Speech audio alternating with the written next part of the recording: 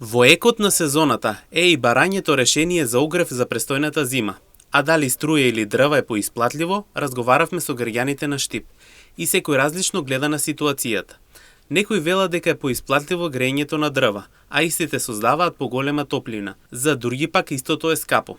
Сиромаштија и криза е, велат тие, и истакнаа дека доколку се греат на струја, клима уредот треба постојано да е вклучен. На дрва климата е скапа уште. Дрвата нормално, дрвата топле села, собаш, свика и зидиште и сега. Климата чуп-чупа исклучи и да смрзнеш. Значи, а струјата е исто скапа и неисплатливо. До 4 кубика цело зима. И печеш, и готвиш на шпорето, па е поисплатливо него струјата.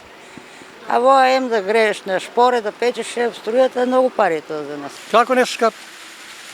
На оваа сиромаштија дрвата не скап. Скап, дрвата се поиспатливи и подобро топлат. Климата треба да биде нон-стоп вклучена. Ни на клима ништо немам, ни пари ни за дрва, ни за клима. Скапи ли се дрвата? Па скапи се што не се. Тоа е малку ли изгореа цела планина, дрва плаќаме по 5000. Тоа е многу. Ја ланските не сум ги платил. Трети велат дека ќе се греат на нафта, бидејќи ја имаат поставена таквата инсталација. За 3 тона плаќаме околу 3.500 евра, додаваат тие. Не се греам на дрва и не ми е познато како има или нема, не знам. 3 тона, колку беше? 3.500 евра. Тоа е најмалку. Дали е исплатливо, не знам. Ја имам пензија 300 евра, сигурно е исплатливо.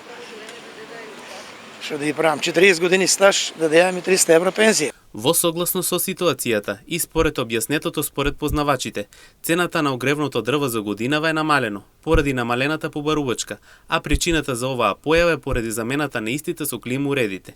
Во однос на цените тие се пониски од 300 до 800 денари за метар квадратен, зависно за каков тип станува збор, додека цените за пелетите се пониски за 20% во однос на цените од јануари годинава.